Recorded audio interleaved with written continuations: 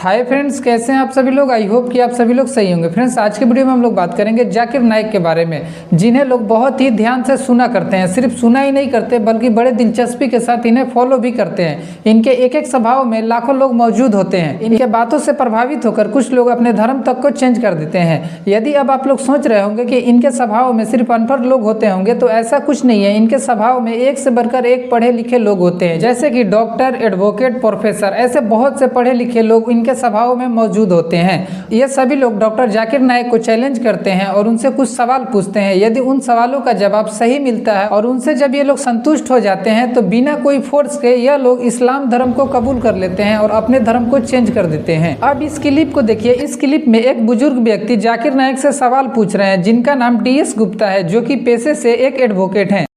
मेरा नाम BS गुप्ता, मैं एक एडवोकेट हूँ। इस्लाम जो फैला था वो तलवार के जोर से फैला था।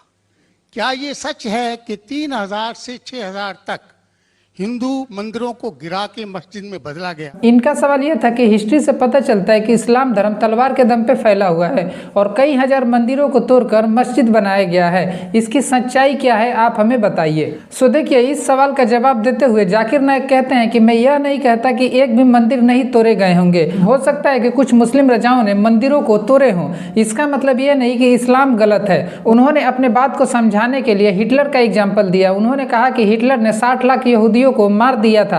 इसका मतलब यह नहीं कि क्रिश्चियनिटी गलत है। उनका कहना था कि वो शख्स गलत है जिसने 60 लाख यहूदियों को मारा, ना कि उनके धर्म गलत हैं। हालांकि कई देशों ने इन पे बैन लगा रखा है, जिसमें इंडिया भी शामिल है। मैं आपको जानकारी के लिए बता दूं कि जाकिर नाइक का जन्म इंडिया में ही हुआ था। अब आप लोग सोच रहे होंगे कि इंडिया में जन्मे जाकिर नाइक को क्यों इंडिया में ही बैन कर दिया गया है, और इससे भी महत्वपूर्ण सवाल कि क्यों इंडियन गवर्नमेंट ने जाकिर नाइक को भगौरा घोषित कर दिया है।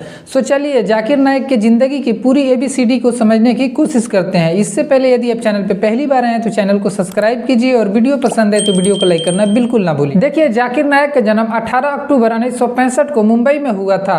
कहा जाता है कि जाकिर नाइक को बचपन से ही कुरान के सभी आयतें याद थी। मझगांव में सेंट पीटर स्कूल से उन्होंने अपनी शुरुआती पढ़ाई की और उसके बाद टोपीवाला नेशनल मेडिकल कॉलेज से उन्होंने अपनी डॉक्टरी की पढ़ाई पूरी की और आगे चलकर 1991 में इन्होंने इस्लामिक रिसर्च फाउंडेशन की स्थापना की। इस फाउंडेशन का उद्देश्य था कि मुस्लिम और गैर मुस्लिम लोगों को इस्लाम धर्म की जानकारी देना। जाकिर नाइक अपनी डॉक्टरी की पढ़ाई पूरी करने के बाद उन्होंने धर्म गुरु बनने को सोचा। इसका मुख्य वजह यह था कि दक्षिण अफ्रीका में एक उपदेशक थे जिनका नाम था अहमद दीद। जाकिर नाइक इनके भाषणों से इतना ज्यादा प्रभावित हुए कि डॉक्टरी को छोड़कर धर्म के प्रचारक बनने लगे। जाकिर ने अपने पिता अब्दुल करीम की मदद से मुंबई के डोंगरी में इस्लामिक स्कूल की शुरुआत की। अब्दुल करीम की पहचान महाराष्ट्र के दिग्गज नेता शरद पवार और पूर्व मुख्यमंत्री से रही है। इस्लामिक स्कूल चल निकला। इसके बाद जाकिर नाइक ने कई मदरसे खोले, लेकिन आगे चल के भारत सरकार इस फाउंडेशन को और इस फाउंडेशन से जुड़े स्कूलों को बैन कर देती है। जाकिर नाइक पीस टीवी नाम का एक चैनल चलाते हैं, जिसका प्रसारण लगभग 125 से ज्यादा देशों में होता है, लेकिन भारत समेत कनाडा, बांग्लादेश, श्रीलंका और यूनाइटेड किंगडम में यह बैन है। देखिए, यदि अब बात की जाए कि जाकिर नाइक ने भारत क्यों छोड़ा, तो देखिए कई मामलों में पाया गया है कि जाकिर नाइक का भाषण सुनकर युवा उत्तेजित होते हैं। जैसे कि जुलाई 2016 का ढाका आतंकी हमला, जिसमें 22 लोग मरे थे।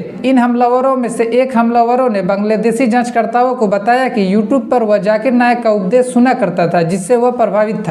इस घटना के बाद NI और ED ने जाकिर नाइक पे शिकंजा कसना शुरू किया और सबसे पहले जाकिर नाइक के इंडियन रिसर्च फाउंडेशन को बैन किया गया और इन पर यह आरोप लगा कि इनके उपदेशों से युवा आतंकी बन रहे हैं। और फिर आगे चल के इनके ऊपर धर्म परिवर्तन कराने का भी आरोप लगा। महाराष्ट्र और केरल में इनके ऊपर FIR हुआ और इंडियन रिसर्च फाउंडेशन को विदेशी फंड मिलने की भी बात कही गई और आतंकी संगठनों से संबंधित जांच शुरू हुई, तो जाकिर नाइक ने देश छोड़ दिया। और आगे चल के 2017 में भारत सरकार ने जाकिर नाइक को भगौरा घोषित कर दिया और उनके पासपोर्ट को रद्द कर दिया।